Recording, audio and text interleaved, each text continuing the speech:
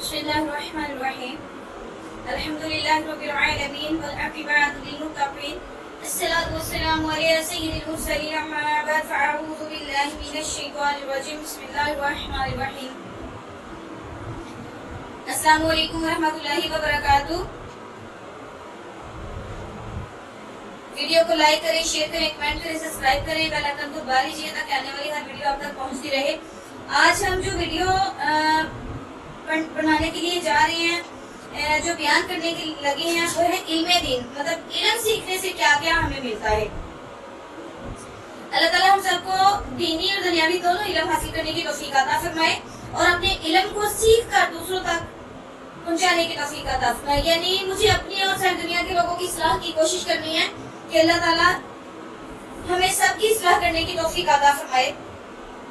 علم دین پڑھنا اور پڑھانا بھی جنت میں لے جانے والے اعمال میں سے ایک بہت ہی اہم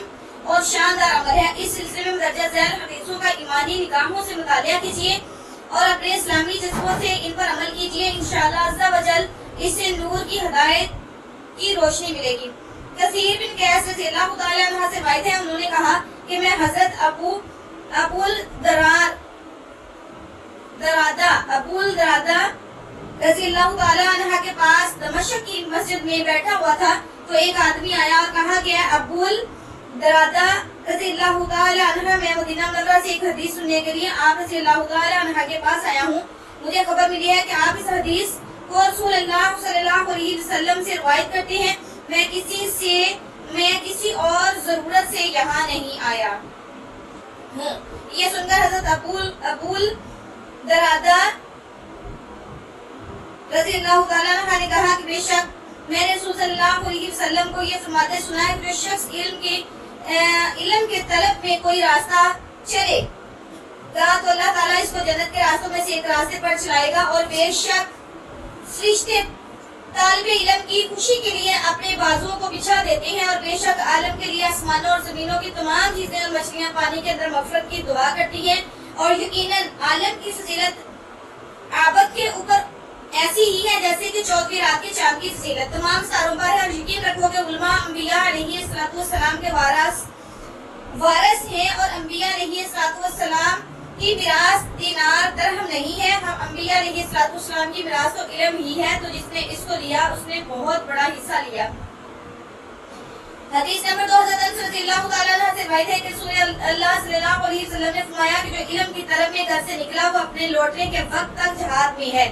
مطلب یہ ہے کہ طالب علم جتنے دنوں تک علم کی طلب میں اپنے گھر سے باہر رہے گا اتنے دنوں تک اس کو اتنا ہی ثواب ملتا رہے گا جتنا ایک مجاہد کو جہاد کرنے کا ثواب ملتا ہے۔ حضرت حسن بصری رحمۃ اللہ علیہ مرسل روایت ہے، انہوں نے کہا کہ رسول صلی اللہ علیہ وسلم نے فرمایا کہ جس کو اس حالت میں موت آ گئی کہ وہ اسلام کو زندہ کرنے کی نیت سے علم حاصل کرتا رہا تھا تو جنت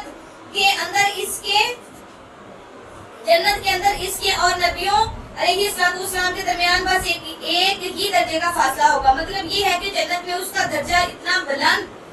ہوگا کہ اس سے اونچا صرف نبی علیہ السلام ہوگا، اگرچہ اس کے اوپر نبیوں کا ایک ہی درجہ اتنا بلند و بالا اور عظمت والا ہوگا کہ اس کی بلندی تک کسی کے عقل کی رسائی نہیں ہو سکتی۔ اللہ اکبر۔ حضرت انبیاء کرام علیہ السلام کی ایک ایک درجے کی بلندی اور عظمت کا کیا کہنا، سبحان اللہ سبحان اللہ۔ حضرت ابو الدرداء رضی اللہ تعالیٰ عنہ سے روایت ہے، انہوں نے کہا کہ رسول اکرم صلی اللہ علیہ وسلم سے پوچھا گیا کہ اس علم کی کیا حد ہے، اگر آدمی اس کو پہنچ جائے تو فقیہ ہو جائے، تو آپ صلی اللہ علیہ وسلم نے فرمایا کہ جو دین کے متعلق 40 حدیثیں یاد کر کے میری امت کو پہنچا دے اس کو اللہ تعالیٰ قبر سے فقیہ بنا کر اٹھائے گا، اور میں قیامت کے دن اس کی شفاعت کروں گا اور اس کا گواہ بنوں گا۔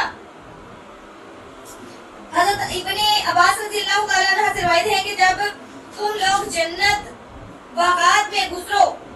تو میوہ چنا کرو، اور اس پر کسی نے کہا کہ جنت کے باغات کون ہیں تو آپ نے فرمایا یہ علم کی مجلس ہے۔ حضرت انس رضی اللہ تعالیٰ عنہ سے روایت ہے کہ قیامت کے دن علماء کی روشنائی اور شہیدوں کے خون تو لیے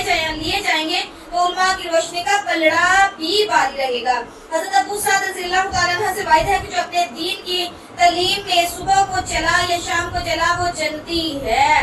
تو علم دین کی کیا باتیں ہیں، کیونکہ علم دنیا سے ہر چیز چوری ہو سکتی ہے، پیسہ روپیہ زیورات، لیکن علم کوئی نہیں چھین سکتا۔ علم انسان کو جاہل انسان کو انسان بنا دیتا ہے، دنیا میں جینے کا اس کو ہے, ماں باپ کا کو احترام کرنا آ جاتا ہے, چھوٹوں سے شفقت کرنی آ جاتی ہے, بڑوں کا ادب آ جاتا ہے, تو اللہ تعالیٰ ہم سب کو علم دین پڑھنے کی توفیق عطا فرمائے. ہم نے علم دین کا پارٹ نمبر 1 بیان کیا ہے, اب ہم پارٹ نمبر 2 کل انشاءاللہ بیان کریں گے.